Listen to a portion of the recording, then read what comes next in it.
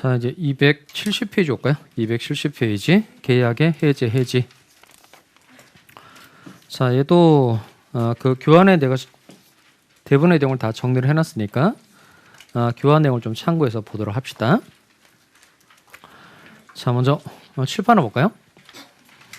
계약의 해지 이렇게 되어 있죠. 계약의 해지. 그러면 이건 계약의 해제라고 되어 있으니까 해제라는 단어하고 해지라는 단어는 계약에만 쓸 수 있는 단어라는 겁니다. 그러니까 계약을 해지했다 이런 건 말이 된다는 거예요. 그런데 단독 행위를 해지했다, 합동 행위를 해지했다 이런 건 말이 안 된다는 거예요. 아시겠죠? 해제와 해지는 어디에만 쓸 수 있는 단어다. 계약에만 쓸 수 있는 단어라는 겁니다. 대신 요 해지는 단독 행위예요, 계약이에요? 또 계약이라 그러면 자기 마음대로 소설 쓰는 거예요. 그러니까 해제하고 해지는 단독 행위다, 계약이다. 단독 행위예요. 그러니까 해제를 할 때에는 해제하겠다는 의사표시 한 개만 가지고 돼요. 그러니까 요 해제와 해지는 단독 행위와 합동 행위는 쓸 수가 없고 계약에만 사용하는 단어라는 겁니다. 그런데 해제를 할 때, 해지를 할 때는 의사표시 한 개만 가지고 되니까 해제와 해지는 단독 행위다, 계약이다. 단독 행위라는 겁니다. 구별할 수 있겠죠? 자, 그러면 또 칠판을 봅시다. 제가 불안한 건 뭐냐면 수업 시간에 들을 때는 끄떡끄떡하고 문제 풀 때 또 흥 이렇게 하고 자기 마음대로 풀 때 그게 제일 걱정되는 거죠. 그래서 일단 처음에 들을 때 잘 들으셔야 돼요. 처음에 들을 때. 그리고 될 수 있으면 그 웬만한 내용을 제가 여기다 정리를 해놨으니까 일단 들을 때 잘 들으시고 필요한 내용만 좀 쓰시기 바라요.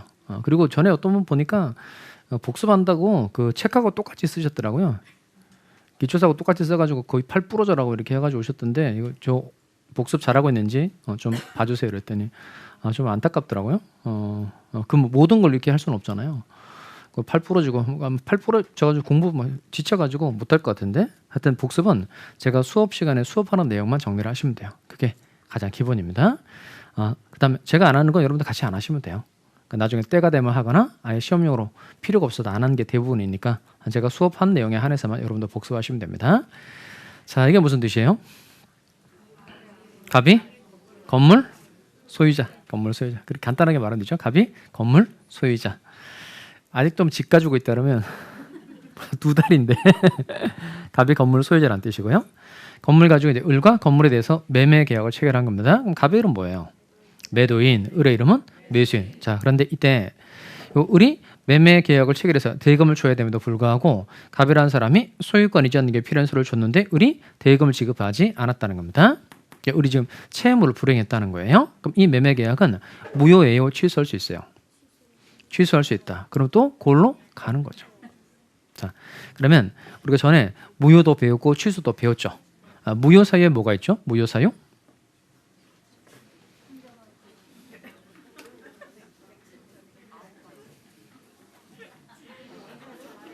이렇게 9개. 자, 교환 보세요. 교환 보세요. 여러분 지금 이런 거 집에서 모르죠? 자, 그래서 그 다음 한 주 쉴 때 쉬는 기간으로 사용하지 마시고 강의 듣고 꼭 교환 내용 정리하는 데 꼭 시간을 써보시기 바라요. 자, 무효에 관한 내용이 몇 페이지 정리가 되어 있죠? 5페이지죠. 5페이지. 자, 거기에 보면 일단 그 교환 내용을 잘 읽어봅시다. 다 배운 내용이니까 눈으로 확인하는 것도 공부죠. 자, 첫 번째 무효는 뜻이 뭐예요? 처음부터 아무런 효력이 생기지 않는 것. 무효는 누가 주장할 수 있다?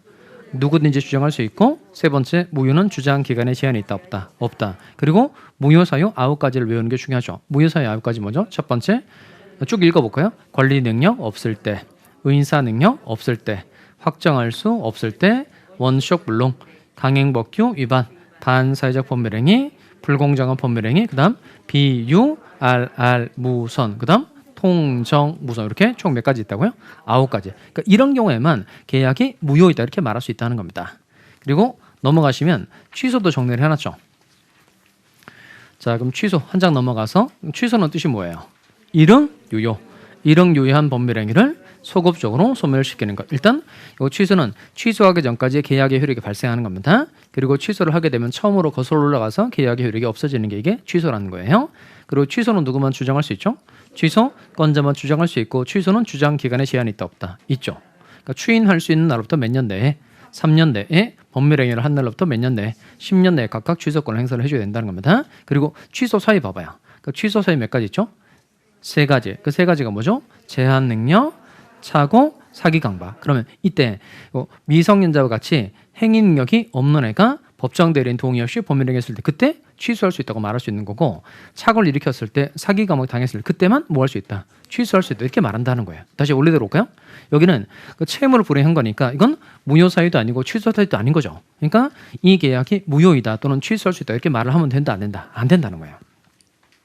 그러니까 여기는 그 쓰는 상이 다 정해져 있으니까 사유를 일단 잘 기억하셔야 됩니다. 아까 관리인 능력이 없을 때부터 통지공의 표시까지는 계약이 뭐가 되는 거죠? 무효. 제한 능력, 착오, 사기 강박의 경우는 뭐 할 수 있다? 취소할 수 있다 이렇게 말하는 거고, 다시 칠판 봅시다. 여기는 매매 계약을 체결한 경우에 을이 지금 채무를 불이행했다는 겁니다. 그럼 갑은 을과 체결한 계약을 뭐 할 수 있다고 말해야 돼요? 여기는 해제할 수 있다 이렇게 표현해 줘야 된다는 겁니다. 자, 그럼 딴 거 쓰시면 안 돼요. 실무 가서도 웬만하면 이렇게 쓰세요. 실무 가서도 지 하고 싶은 말 막 하던데 보니까 학원 다닐 때도 자기 맘대로 하고 실무 가서도 자기 맘대로. 그리고 꼭 사고 치게 돼 있어요. 법에서 정한 룰을 자꾸 어겨 버릇하면 나중에 큰 사고를 치게 되죠. 대부분 보면 그래서 구청에서 나오는 일이 많더라고요. 신고당하는 일도 많고. 그러니까 하여튼 수업 시간에 배울 때 제대로 배우고 실무 가서도 제대로 하게. 그렇게 해서 실수하지 않게. 그러다 보면 실력이 좋아져요. 자, 다시 원래대로 봅시다. 그러면 이때 대금을 지급하지 않은 경우에 이 계약을 뭐 할 수 있다? 해지할 수 있다 이렇게 표현한다는 겁니다. 그러면 매매 계약 같으면 건물 소유권 이전하고 대금 지급하면 계약이 끝나죠. 이런 건 무슨 계약이라고 말하죠? 한번 급부하면 계약이 끝나는 걸 무슨 계약이라고 말하죠? 일시적 계약. 이렇게 일시적 계약을 채무 불이행을 이유로 없앨 때 쓰는 단어가 뭐다? 해제. 자, 그러면 1월 1일 날 매매 계약을 체결하고 채무 불이행을 원인으로 3월 1일에 갑이 계약을 해제를 한 겁니다. 그러면 3월 1일부터 계약의 효력이 상실되는 거예요? 아니면 1월 1일부터 계약의 효력이 상실되는 거예요? 1월 1일부터. 그러니까 뒤늦게 해제하겠다라고 의사를 표시하긴 했지만 그 효과는 처음으로 거슬러 올라간다는 겁니다. 이렇게 말할 수 있어야 합니다. 취소하면 계약의 효력이 어떻게 된다? 소급적으로 무효가 된다. 다시 취소하게 되면 계약의 효력이 어떻게 된다고요? 소급적으로 무효가 된다. 이렇게 말할 수 있는 거가 되게 중요하다는 겁니다. 즉, 요 해제는 소급효예요, 장래효예요? 소급효. 처음으로 거슬러 올라가서 계약의 효력이 없어지게 된다는 겁니다.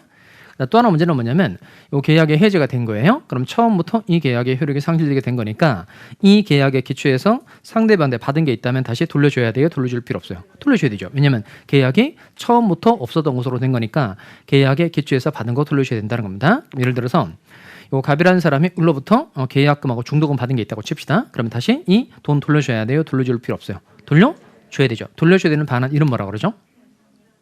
이건 부당이득 반환. 그러면 또 자기 혼자 소설 쓰는 거예요. 그러면 안 돼요. 그러니까 무효하고 취소할 때는 부당이득 반환 의무라고 말하고 해제의 경우는 원상회복 의무라고 말합니다. 무슨 의무? 원상회복 의무. 그 다음에 요 을이라는 사람이 요 갑으로부터 소유권 이자 받았다고 칩시다. 그러면 요 을이 대금을 지급하지 않아서 계약이 해제가 됐으니까 요 을은 갑으로부터 받은 소유권 다시 갑에게 돌려줘야 돼요? 돌려줄 필요 없어요? 돌려줘야 되죠. 돌려줘야 되는 반환 이름 뭐죠? 이거 원상회복 의무. 원상회복 의무. 원상회복이라는 게 뜻이 뭘까요? 원상회복. 원래 상태 회 이거 복. 그러니까 원래 상태까지는 좋았는데 원래 상태로 돌리고 이때는 그대로라는 말을 쓰시면 됩니다. 원래의 상태로 그대로 되돌려 주는 거. 원래의 상태로 그대로 되돌려 주는 걸 이걸 원상회복이라고 말한다는 겁니다. 그다음 또 하나 갑이라는 사람이 을과 체결한 계약을 해제를 한 겁니다. 그러면 갑은 해제해서 원상회복을 받고도 자기한테 메꿔지지 않는 손해가 있으면 당연히 갑은 을에게 손해배상도 청구할 수 있다 없다? 있다는 겁니다.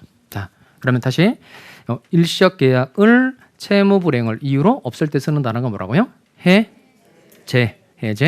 해제하면 계약의 효력이 어떻게 된다? 소급적으로 무효가 된다. 그리고 각 당사자에게는 어떤 의무가 생긴다? 원상회복 의무가 생긴다. 그리고 해제하고 난 다음에 손해 있으면 손해배상을 청구할 수 있다 없다? 있다는 겁니다. 그럼 하나 더 해봅시다. 그러면 이 계약 해제하고 난 다음에 저를 보세요. 계약 해제하고 난 다음에 손해 있으면 손해배상을 청구할 수 있죠.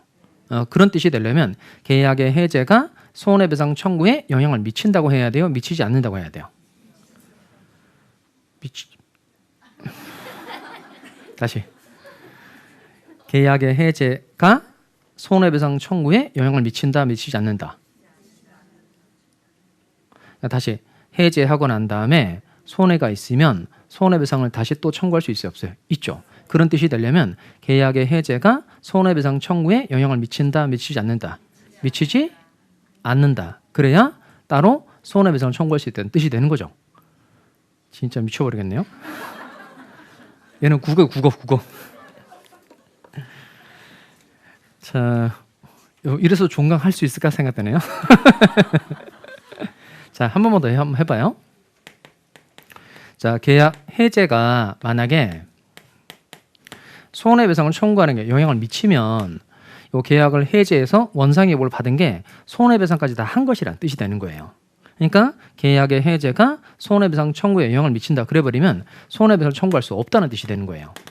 그 다음에 계약의 해제가 손해배상 청구에 영향을 미치지 않는다 이러면 둘은 전혀 별개의 제도라는 겁니다. 그러니까 해제는 해제대로 해서 원상회복을 받고 별개의 제도인 손해배상을 따로 청구할 수 있게 된다는 겁니다.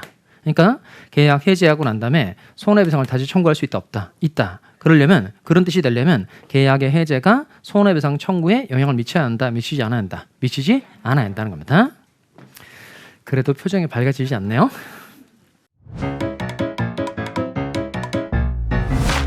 에듀윌 유료 회원만의 명품 교수 서비스.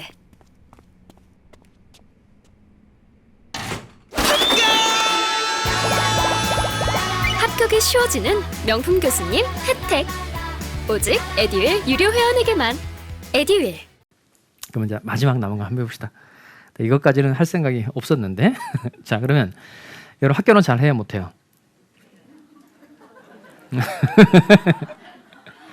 여러분 학교론 공부는 탄력적이에요, 비탄력적이에요? 완전 비탄력적이죠, 지금. 완전 비탄력적. 자, 그러면 그 학교론을 잘 못해도 민법을 잘할 수는 있어요, 없어요? 있죠. 자, 그러면 학교론을 잘 못해도 민법을 잘할 수 있단 말이에요. 그러면 학교론 실력이 민법에 영향을 미치면 어떻게 될까요? 민법도 잘 못하게 되는 거죠. 그 다음에 학교론 잘 못해도 민법 잘할 수 있다 그랬으니까 이때는 학교론 실력이 민법에 영향을 미친다, 안 미친다? 안 미친다고 해야 되죠. 그럼 조금 느낌이 와요? 이해되죠? 학교론을 잘 못해도 민법 잘할 수 있단 말이에요. 그러니까 학교론 실력은 민법에 영향을 미치지 않는다는 거예요. 그러니까 계약 해제하고 난 다음에 손해배상을 청구할 수 있으려면 계약의 해제가 손해배상 청구에 영향을 미쳐야 돼, 미치지 않아야 돼? 미치지 않아야 한다는 겁니다. 이제 좀 표정이 많이 좋아졌네요. 자, 어쨌든 이제 잘 이해하고 갔으니까 틀리면 안 됩니다. 자, 다시 계약 해제하고 난 다음에 손해 있으면 손해배상을 청구할 수 있다, 없다? 있다. 그런 뜻이 되려면 계약의 해제가 손해배상 청구에 영향을 미친다, 미치지 않는다, 미치지 않는다가 돼야 한다는 겁니다. 자, 뭐 큰 거 하나 넘어간 것 같은 느낌이 드네요. 자, 이번엔 다른 거 해보도록 하겠습니다. 갑이 건물 가지고 있고 건물에 대해서 을과 임대차 계약을 체결한 겁니다. 그러면 임대차 계약을 체결했으니까 갑의 이름 뭐죠? 임대인, 을의 이름은 임차. 자, 그런데 이 임차인이 이익의 차임액에 달하도록 차임을 지급하지 않았다는 겁니다. 예를 들어서 매달 차임을 지급해야 되는 상황인데 2달 동안 차임을 안 줬다는 겁니다. 그러면 이 임대차 계약은 무효예요, 취소할 수 있어요? 취소 막 쓰면 안 된다니까요. 아까 취소는 사유가 정해져 있다 그랬죠. 제한 능력, 차고, 사기 강박의 경우에 뭐 할 수 있다? 취소할 수 있는 거. 이건 그런 경우 아니죠. 이때는 계약을 뭐 할 수 있다? 해지할 수 있다. 이렇게 말한다는 겁니다. 자, 그러면 요 임대차 계약은 요 예를 들어서 존속기간을 2년 정했다고 쳐봐요. 2년 동안 갑은 계속 사용 수익하게 해줘야 되고 을은 계속 차임을 지급해줘야 되죠. 이렇게 급부가 일정 기간 동안 계속적으로 이루어지는 계약이니까 이건 무슨 계약이다? 계속적 계약이라는 겁니다. 이렇게 계속적 계약을 채무 불이행을 이유로 없앨 때 쓰는 단어가 이게 바로 뭐다? 해지라는 겁니다. 해지. 자, 그러면 예를 들어서 존속기간을 2년 정했다고 쳐봐요. 자, 2년 이렇게 정한 겁니다. 그 다음 1년 경과한 시점에 갑이 을과 체결한 계약을 해지한 거예요. 그러면 해지한 때부터 계약 효력이 상실되는 거예요? 처음부터 효력 상실하는 거예요? 여긴 기왕 살았던 1년을 없앨 수 없는 거죠. 기왕 살았던 1년은 없앨 수 없으니까 기왕 살았던 1년은 그냥 내버려두고 앞으로만 계약의 효력이 없어지게 된다는 겁니다. 그래서 첫 번째 해지하면 계약의 효력이 장래에 대해서 소멸한다는 겁니다. 앞으로 계약의 효력이 없어지게 된다는 거예요. 그다음에 임대차 계약이 해지가 됐으니까 계약이 어쨌든 깨진 겁니다. 그럼 이 계약에 기초해서 서로 받은 거 돌려줘야 돼요? 돌려줄 필요 없어요. 돌려줘야 되죠. 예를 들어서 임대차 계약이 해지가 되었을 때 갑은 을에게 받은 보증금 다시 돌려줘야 돼요? 돌려줄 필요 없어요. 돌려줘야 되죠. 그다음에 의뢰한 사람도 계약이 해지가 된 거니까 이 건물을 다시 갑에게 돌려줘야 된다. 돌려줄 필요 없다. 돌려줘야 돼요. 그러면 아까 해제의 경우에는 무슨 의미가 생긴다 그랬죠? 원상예보가 의미. 해제는 무슨 의미라고 할까요? 얘는 청산 의미라고 그래요. 앞으로 남은 재산 관계를 정리할 때 쓰는 단어가 청산 의미라는 겁니다. 다시 해지하면 계약은 장래에 대해서 효력을 상실하게 되고 앞으로 남은 재산 관계를 정리할 때 쓰는 단어가 뭐다? 이게 청산 의미라는 겁니다. 그럼 이제 다 정리가 됐네요. 이렇게 법률행위가 무효가 되었을 때, 취소가 됐을 때 받은 거 돌려주는 건 뭐라 그러죠? 걔는 부당이득 반환 의무. 무효가 되었을 때 부당이득 반환 의무, 취소가 되었을 때 부당이득 반환 의무. 계약이 해지가 되었을 때는 무슨 의무? 원상예보 의무. 계약이 해지가 되었을 때는 청산 의무라고 말한다는 겁니다. 그다음에 갑이라는 사람은 이제 을과책이나 임대차 계약을 해지하고 난 다음에 손해 있으면 당연히 손해배상 청구할 수 있다 없다. 그럼 요 2달 동안 차임을 지급받지 못한 겁니다. 그러면 그 차임뿐만 아니라 차임에 대한 지연이자까지 받을 수 있는 거죠. 따라서 임대인은 따로 손해배상을 청구할 수 있다 없다. 있다. 여기다 한번 해봅시다. 계약 해지하고 난 다음에 손해배상을 또 청구할 수 있다는 겁니다. 근데 그런 뜻이 되려면 계약의 해지가 손해배상 청구에 영향을 미쳐야 한다. 미치지 않아야 된다. 미치지 않아야 된다는 겁니다. 결국 해제도 해지도 다 각각 다 손해배상을 청구할 수 있어 없어요? 있어요. 그래서 이게 한 조문에 규정돼 있어요. 자, 그럼 다시 원래 교환에 가봅시다. 원래 교환에 가서 이 두 가지를 좀 묶어볼까요? 손해배상 청구 두 가지를 묶고 이렇게 묶어서 조문 하나 써두기 바랍니다. 거기다가 551조를 한번 쓸까요? 551조. 조문에는 해지가 먼저 나와요. 계약의 해지 또는 해제는 손해배상의 청구에 영향을 미치지 아니한다. 이렇게 되어 있다는 겁니다. 자, 다시 원래 교환에 가서 자, 손해배상 청구 두 가지를 묶고 거기다 조문 쓰자는 겁니다. 몇 조 써야 돼요? 551조. 자, 그렇게 써놓고 또 절어 보실까요? 그러니까 항상 공부를 했으면 이제 서로 비교하는 걸 잘해야 되는데 요 무효의 경우에 취소의 경우에는 계약 체결 당시에 그 계약 자체에 하자가 있어요, 없어요? 다시 요 무효의 경우에 취소의 경우에는 계약을 체결할 때 그 계약 자체에 하자가 있다 없다? 당연히 있죠. 예를 들어서 요 순에 떡이 된 상태에서 계약을 체결한 겁니다. 그럼 이건 의인사무 능력이죠. 그러니까 계약 체결할 당시에 하자가 있다는 겁니다. 또 사기를 당해서 계약을 체결한 거예요. 그럼 취소할 수 있죠. 사기 당해서 계약을 체결한 거니까 계약 자체에 당연히 하자 있다 없다? 있다는 겁니다. 근데 이 해제하고 해지는 계약 자체에 하자 있어요 없어요?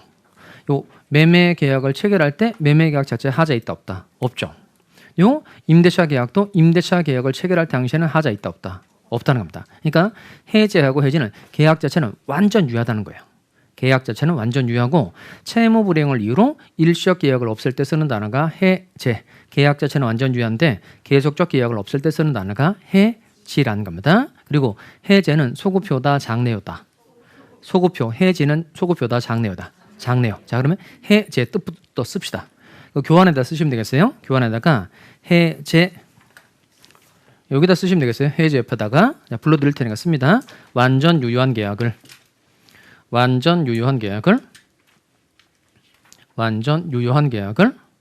소급적으로 소멸시키는 것. 완전 유효한 계약을 소급적으로 소멸시키는 것.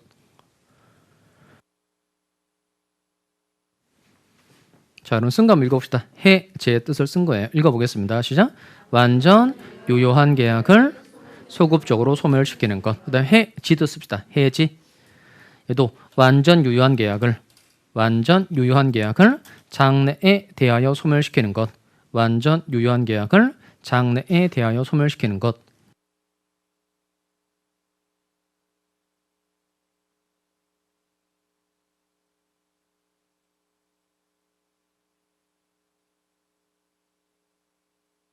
자, 그럼 쓴 거 읽어봅시다. 해지의 뜻 읽어보겠어요. 시작. 완전 유효한 계약을 장래에 대하여 소멸시키는 것. 자, 그러면 이제 칠판 봅시다. 우리가 이제 4개를 공부한 거예요. 무효도 배웠고, 취소도 배웠고, 해제도 배웠고, 해지도 배웠다는 겁니다. 자, 그러면 이 4가지를 이제 구별해서 말할 정도는 돼야 되죠. 자, 그럼 무효는 뜻이 뭐예요? 무효는 처음부터 아무런 효력이 생기지 않는 거. 이게 무효고. 그다음 취소는 얘는 일흥유효죠. 일흥유효한 법률행위를 소급적으로 소멸시키는 것. 그 다음에 해제는 완전 유효한 계약을 소급적으로 소멸시키는 것. 해지는 완전 유효한 계약을 장래에 대하여 소멸시키는 것. 이렇게 정리를 해두게 되면 네 개를 다 구별할 수 있게 된다는 겁니다. 그 다음에 해제하고 해지 두 가지 중에 시험용으로 중요한 건 해제가 중요할까요? 해지가 중요할까요? 해제가 훨씬 중요하다는 겁니다.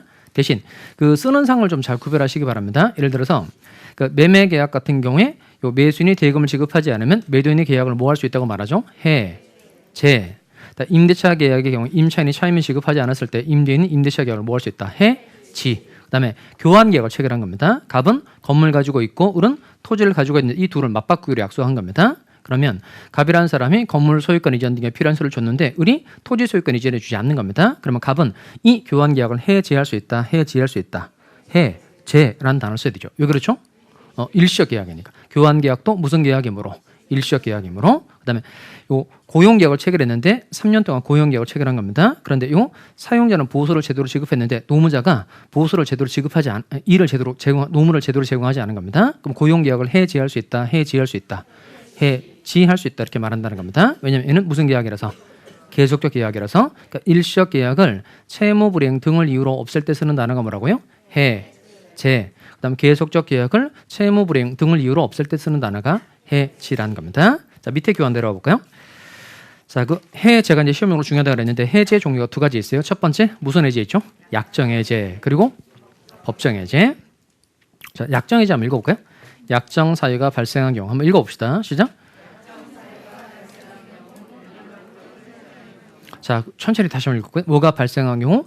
약정 사유가 발생한 경우 일방적으로 해제하는 경우가 이게 약정 해제라는 겁니다. 일단 사유는 두 사람이 합의를 하는 겁니다. 사유는 두 사람이 합의를 하고 그 약정한 사유가 생겼을 때 해제는 일방적으로 한쪽에서 하는 거예요. 자, 칠판 봅시다. 자, 이게 무슨 뜻이죠? 갑이 토지 소유자라는 뜻입니다. 토지에 대해서 을과 매매 계약을 체결한 거예요. 그럼 갑의 이름 뭐죠? 매도인, 을의 이름은 매수인. 자, 얘는 이제 뭐 하는 사람이냐면 그냥 땅만 사는 사람이 아니고 이 사람은 건축업자예요. 건축업자. 그러니까 즉 갑의 땅을 사서 요 위에다가 건물 같은 걸 지어서 빌라 같은 걸 지어서 이걸 분양하려고 하는 사람인 겁니다. 그러니까 요 빌라를 분양해서 돈 받아서 토지 매매 대금도 치르고 자기 수익도 얻으려고 하는 사람인 거예요. 그러니까 요 을의 입장에선 이 땅 위에 건물을 지을 수 있는지가 매우 중요했었던 거예요. 그래서 요 갑하고 을이 토지 매매 계약서 특약사항에다가 이렇게 한 겁니다. 을이 요 위에 건물을 지을 수 있는지가 매우 중요해서 토지 매매 계약서 특약사항에다가 건축허가를 받지 못하면 계약을 일방적으로 해지할 수 있도록 하자 이렇게 특약을 맺었다는 겁니다. 무엇을 받지 못하면? 건축허가를 받지 못하면 계약을 일방적으로 뭐 할 수 있도록 하자 해지할 수 있도록 하자 이렇게 합의를 한 겁니다. 근데 실제 건축허가 신청을 해봤는데 불허가 처분이 내려진 거예요. 그러면 요 건축허가를 받지 못하면 일방적으로 계약을 해지할 수 있도록 하자고 정했고 불허가 처분이 내려진 거니까 을 쪽에서 일방적으로 계약을 해지할 수 있다 없다 있죠. 요게 약정 해제라는 겁니다. 그러니까 즉 당사자가 무엇을 약정해두고 사유를 약정을 해두고 그 사유가 생긴 경우에 일방적으로 계약을 없앨 수 있도록 하는 게 무슨 해제에 있다? 약정 해제라는 겁니다. 잘 따라오세요. 자, 그러면 첫 번째 약정 해제의 경우에 을이 이제 건축허가 받지 못해 을이 계약을 해지한 겁니다. 그럼 첫 번째 이 매매 계약은 해제한 때부터 효력을 상실하게 될까요? 처음부터 효력을 상실하게 될까요? 처음부터죠. 약정 해제의 경우에 이거 소급효 있다 없다? 당연히 있죠. 처음부터 계약 효력이 없어지게 된다는 겁니다. 그다음 두 번째, 이 약정 해제의 경우에 원상 예복 의무가 있을까요, 없을까요? 하여튼 시험용으로 이제 있다 없다는 게 중요한데 원상 예복 의무 있다 없다? 있어야 돼요, 없어야 돼요? 당연히 있어야 되죠. 왜냐하면 토지 매매 계약을 체결하면서 요 계약금 쪽으로 1,000만 원 받았다 칩시다. 근데 이 계약이 깨진 거예요. 그럼 계약이 해지가 됐으니까 갑은 당연히 계약금 쪽으로 받은 돈을 돌려줘야 돼요? 돌려줄 필요 없어요? 돌려줘야 되죠. 그러니까 요 원상 예복 의무 있다 없다? 있다는 겁니다. 자, 그다음에 요 을이 계약을 해지한 겁니다. 그럼 이때 요 약정 해제의 경우에 따로 손해배상을 청구할 수 있어요, 없어요? 아까 계약의 해제는 손해배상 청구에 영향을 미치지 않는다. 그래서 손해배상 청구할 수 있다 배웠잖아요. 그럼 약정 해제는 손해배상을 청구할 수 있어요, 없어요? 이게 애초부터 뭘 받지 못하면 건축 허가를 받지 못하면 일방적으로 계약을 뭐 할 수 있도록 하자 해지할 수 있도록 하자 이렇게 정한 거죠. 그러면 건축 허가 받지 못해서 계약이 깨졌다고 해서 나한테 생긴 손해를 배상하라라고 하는 건 돼요, 안 돼요? 안 되죠. 그러니까 이 약정 해제는 손해배상을 청구할 수 있다 없다? 없다는 겁니다. 그럼 좀 전에 계약의 해제는 손해배상 청구에 영향을 미치지 않는다. 그래서 해제하고 난 다음에 따로 손해배상을 청구할 수 있다고 배웠는데 그 해제는 적어도 약정해제는 아니라는 거예요. 나중에 배우겠지만 그건 법정해제일 때 손해배상 청구할 수 있다는 뜻이 되는 겁니다. 자, 그러면 아까 여러분 쓴 거 여러분 읽은 거 다시 한번 읽어보겠어요? 약정해제는 뜻이 뭐죠? 약정 사유가 발생한 경우 일방적으로 계약을 해지하는 경우 그 뒤에다가 요 세 가지를 쓰기 바랍니다. 요것만 쓰시면 되겠어요. 자, 약정해제 첫 번째 소급효 있다 없다 있다. 두 번째 약정해제의 경우 원상예보가 의무 있다 없다 있다. 그런데 약정해제의 경우에 손해배상 청구는 할 수 있다 없다 없다는 겁니다. 그 세 가지를 잘 필기를 해두시기 바랍니다.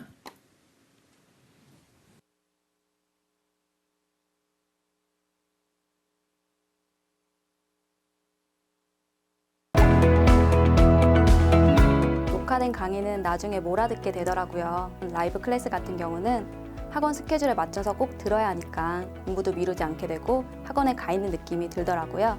집에서도 생생한 강의 현장을 느끼고 싶다면 라이브 클래스가 딱인 것 같아요.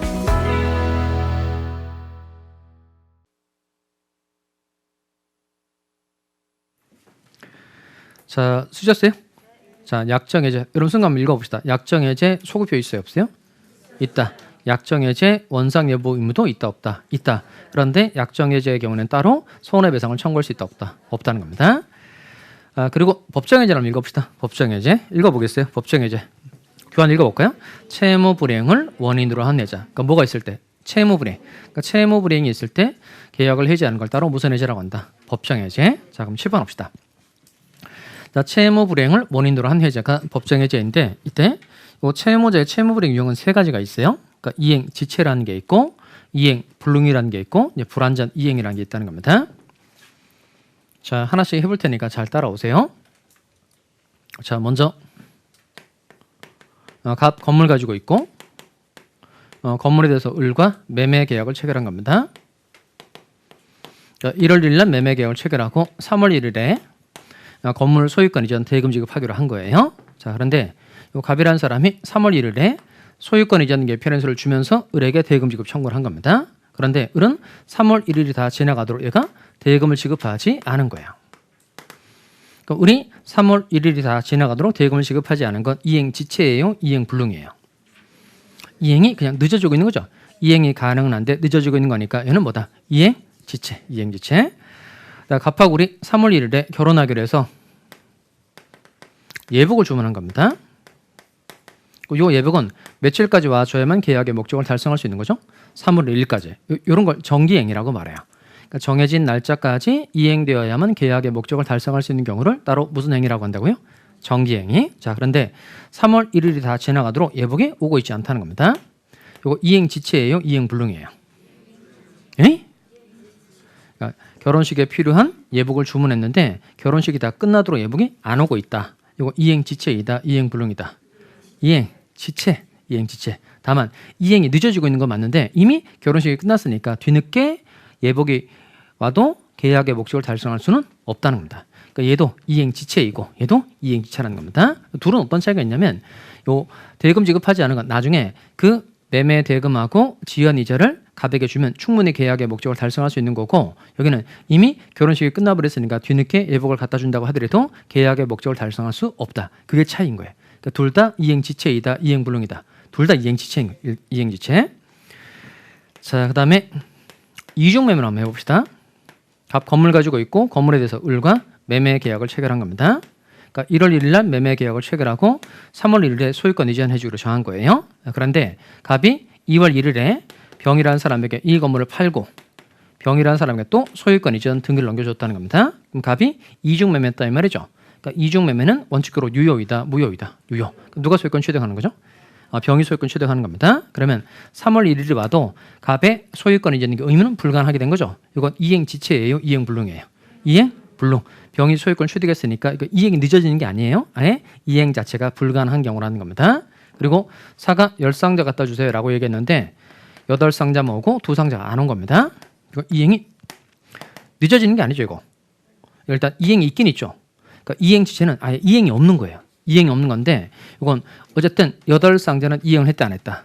했다는 거야. 그러니까 이행을 하기는 했는데 2상자 늦어지는 게 아니고 이건 불완전 이행이라고 말합니다. 이행이 있기는 있는데 채무의 내용에 따른 완전한 이행이 아니다. 그리고 이걸 불완전 이행이라고 말한다는 겁니다. 그럼 요 이행 지체하고 이행 불능 아예 이행 자체가 없는 거고 불완전 이행은 이행은 있다 없다 있다 이행은 있는데 채무의 내용에 따른 완전한 이행이 아니라는 겁니다.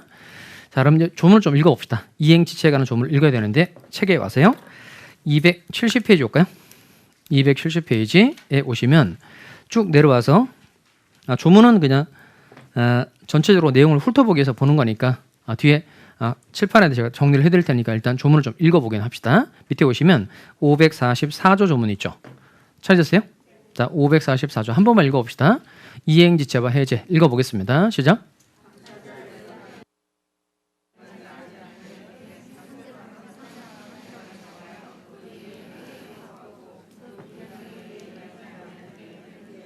자, 일단 중요한 단어가 최고 그 다음에 해제예요. 당사자 일방이 그 채무를 이행하지 아니한 때, 이건 이행을 지체하고 있는 때로 해석을 해야 됩니다. 상대방은 상당한 기간을 정해 이행을 뭐하고 최고, 그 최고에다가 촉구라고 한번 써봐요. 촉구, 독촉, 촉구 그런 뜻이라는 거예요. 그러니까 이행해달라고 촉구를 하고 돈 내놔 이렇게 이행해달라고 촉구를 하고 그다음 상당한 기간 내에 이행하지 않을 때 그때 비로소 계약을 뭘 수 있다. 해지할 수 있다는 겁니다. 자 그러면 그 544조 조문의 타이틀이 뭐라 되죠? 이행 지체라고 되어 있는데 이 이행지체 종류가 두 가지 있는데 그 544조 앞에다가 보통의 이행지체라고 한번 써봐요. 보통의 이행지체. 그러니까 제 날짜에 이행하지 않는 대부분의 경우가 이게 보통의 이행지체라는 겁니다. 자 그렇게 쓰셨어요. 자 그럼 이때 보통의 이행지체의 경우 일단 곧바로 계약을 해지하는 건 안 되고 일단 이행해 달라고 뭘 해야 되죠? 최고하고 상당한 기간이 지나도록 이행되지 않을 때 그때 비로소 계약을 뭐 할 수 있다. 해지할 수 있다. 이게 기본인 겁니다. 그러니까 보통의 이행체의 경우 일단 뭘 먼저 하고 최고 이행해 달라고 촉구를 하고 독촉을 먼저 하고 난 다음에 상당한 기간 동안 이행되지 않을 때 그때 비로소 계약을 뭐 할 수 있다. 해지할 수 있다는 겁니다. 그다음 그 밑에 545조 여기는 뭐라 되죠? 정기행위와 해제. 자 그럼 제가 읽겠습니다. 계약의 성질 또는 당사자의 의사표시에 의하여 일정한 시일 또는 일정한 기간 내에 이행하지 아니하면 계약의 목적을 달성할 수 없을 경우까지 밑줄하시고 그게 정기행위 뜻이에요. 정기행위. 그 일정한 기간이라고 되죠. 일정한 기간의 정, 기간의 기 그게 이제 포인트예요. 거기서 따온 단어가 정기행위라는 겁니다. 정해진 기간 내에 이행되어야만 계약의 목적을 달성할 수 있는 경우 거기다가 예복사건 쓰면 돼요. 예복사건. 그럼 3월 1일에 결혼하기로 해서 결혼식에 입을 예복을 주문했는데 결혼식이 다 끝나도록 예복이 안 오고 있다는 겁니다. 그럼 끝에 당사자 일방이 그 시기에 이행하지 아니한 때는 상대방은 전조에 밑줄합시다. 최고로 하지 아니하고 계약을 해지할 수 있다. 최고로 하지 아니하고. 그럼 칠판을 볼까요? 이렇게 결혼식에 필요한 예복을 주문했는데 결혼식이 다 끝나도록 예복이 안 왔다는 겁니다. 그러니까 이미 결혼식 끝났어요? 안 끝났어요? 끝났죠. 그러니까 뒤늦게 예복을 갖다 달라고 최고를 할 필요 있다 없다는 겁니다. 이때는 뭐 없이 최고 없이 곧바로 계약을 해지할 수 있다는 겁니다. 이때 필요가 없는 건 뭐만 필요 없죠? 최고만 필요 없는 거고 해제하겠다는 의사표시는 해야 돼요. 자 그다음 오른쪽에 이행불능 갑시다. 이행불능 546조인데요. 한번 읽어보겠습니다. 546조 채무자의 책임 있는 사유로 같이 읽어보겠어요. 시작. 채무자의 책임 있는 사유로 자 여기 거기다 이중매매 쓸까요? 이중매매 그렇게 해놓으면 이거 이행불능 내용 정리하기가 좋을 겁니다. 다시 이쪽에 와서 이중매매는 원칙적으로 유효예요? 무효예요? 유효. 따라서 제2매수인 병이 소유권을 취득하죠. 그러면 제1매수인 을에 대한 소유권 이전의 의무는 불가능하게 됐다는 겁니다. 이건 이행불능이니까 이행 자체가 불가능해서 을은 계약을 해지할 때 갚고 소유권 이전해 달라고 최고를 할 필요 있어요? 없어요? 없죠. 이때는 뭐 없이 최고 없이 곧바로 계약을 해지할 수 있다는 겁니다. 그럼 조문에다 써놓을까요?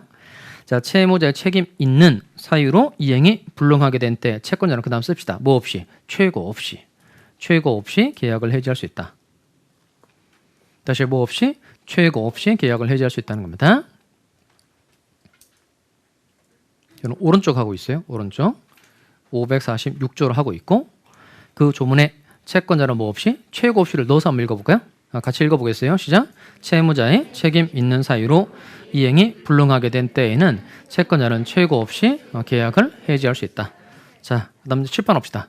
아까 사가 10상자 갖다 주세요라고 얘기했는데 8상자 뭐고 2상자 안 왔다는 겁니다. 이게 뭐죠? 불완전 이행. 그럼 이때는 추완이라고 해서요. 추완이 뭘까요? 추완. 그럼 추후에 완전하게 하는 겁니다. 그러니까 즉 나중에 요 시중에 사과가 이제 있는 거예요. 그럼 사과 두 상자를 갖다 줄 수 있는 게 이게 추완이 가능하다 이렇게 표현한다는 겁니다. 그럼 이때 추완이 가능한 경우는 얘는 이행 지체처럼 다릅니다. 그럼 이행 지체처럼 다르니까 이때는 뭘 먼저 하고 최고를 먼저 하고 두 상자를 갖다 달라라고 최고 독촉을 하고 난 다음에 상당한 기간이 지나도록 두 상자가 오지 않을 때 그때 비로소 계약을 뭐 할 수 있다. 해지할 수 있다는 겁니다. 그 다음에 추환이 불가능하다는 겁니다. 그러니까 수학기가 지나가서 시중에 사과가 없는 거예요. 그럼 이때는 이행 자체가 불가능한 거죠. 이때는 이행 불능처럼 다루는 겁니다. 그럼 이행 불능처럼 다룬다 그랬을 때는 이때는 뭐 없이 최고 없이 곧바로 계약을 해지할 수 있다는 거예요. 자, 그러면 다시 7번 봅시다. 그럼 이렇게 요 채무 불이행이 있을 때 계약을 해지하는 건 무슨 해제라고 한다고요? 법정 해제. 법정 해제. 다시 채무 불이행이 있을 때 계약을 해지하는 걸 무슨 해제라고 한다고요? 법정 해제. 그러면 채무자의 채무 불이행 유형이 세 가지가 있는데 세 가지 뭐죠? 이행지체, 이행불능, 불완전 이행이 있다는 겁니다. 그럼 이때 요 채무 불이행이 되려면 채무를 제대로 이행하지 않은 것에 대해서 채무자 갑에게 고의나 과실이 있어야 돼요? 없어도 돼요? 고의 과실 필요하다, 필요 없다? 채무 불이행이 되려면 채무를 제대로 이행하지 않은 것에 대해서 채무자에게 고의나 과실이 있어야 한다, 없어야 된다? 있어야죠. 그 조문을 다시 한번 볼까요? 여러분은 자기 마음대로 하시면 안 돼요. 자, 546조를 봐봐요. 채무자의 책임 있는 사유, 없는 사유? 있는 이렇게 되죠.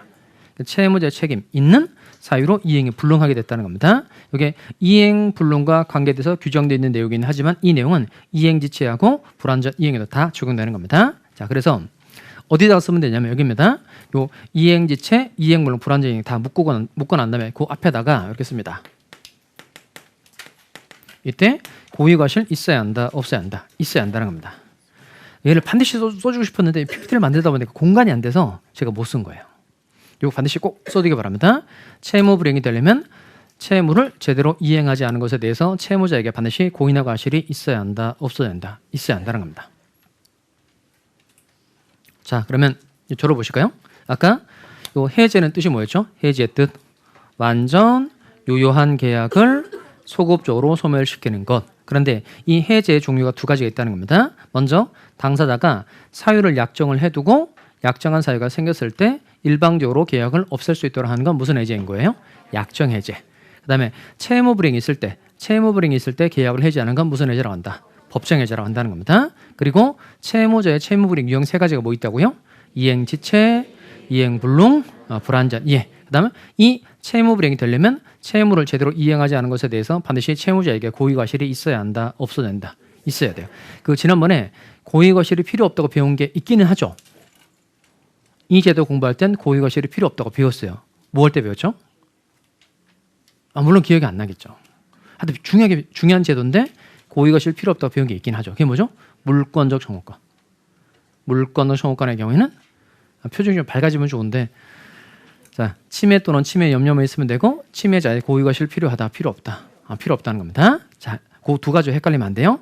물권적 청구권의 경우에는 고의과실이 필요 없고 채무 불이행이 되려면 고의과실이 필요하다 이겁니다. 자, 그것도 다 교환에 제가 다 내용을 다 정리를 해놨어요. 그러니까 다음 주에 시간 날 때 꼭 복습을 해두시면 좋겠다 이겁니다. 자, 여기까지 해두고요. 좀 쉬었다가 해제 효과 내용 보도록 하겠습니다.